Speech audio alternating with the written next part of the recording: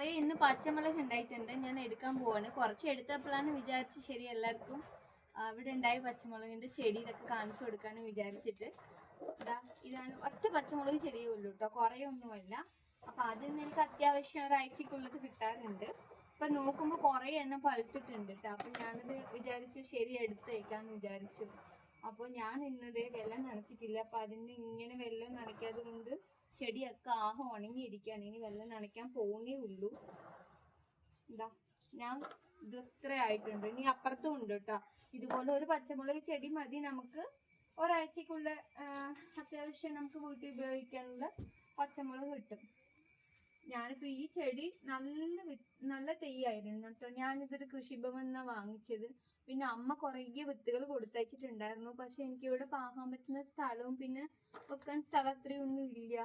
പിന്നെ ഇതുപോലെ ചെടിച്ചട്ടി പിന്നെ ഇന്റർലോക്ക് ഇട്ടത് കൊണ്ട് കുറച്ച് സ്ഥലവും ഇല്ല കേട്ടോ. അതുകൊണ്ട് എനിക്ക് വെക്കാനുള്ള സൗകര്യം ഇല്ലാത്തതുകൊണ്ട് ഞാനത് കണ്ടോ ഓരോരോ ചെടിച്ചട്ടികളും വെച്ചിരിക്കുകയാണ്. നോക്കട്ടെ അപ്പുറത്തുണ്ടോ നോക്കട്ടെ. അത്യാവശ്യം ഉണ്ട്. ഞാൻ എല്ലാം എടുത്തു നോക്കട്ടെ. കുറെ എണ്ണം പഴുത്തു. എല്ലാം എടുത്തു കഴിഞ്ഞു. ഒരെണ്ണം ഇത് നോക്കിയേ എത്ര എണ്ണം ആയിട്ടുണ്ട്.